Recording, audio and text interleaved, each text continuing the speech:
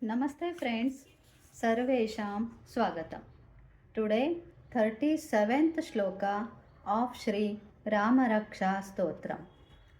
Bharjanam bhavabijanam arjanam sukhasampadam tarjanam yamadutanam rama rameti garjanam.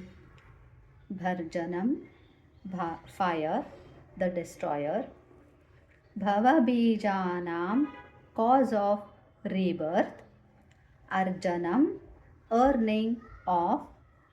Sukha sampadam, happiness and wealth.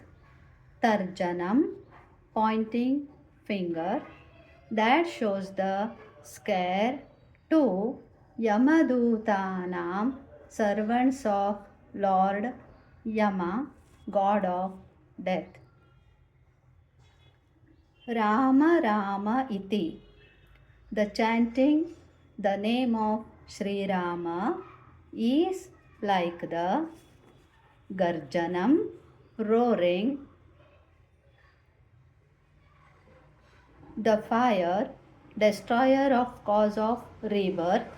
It's the source of earning happiness and wealth.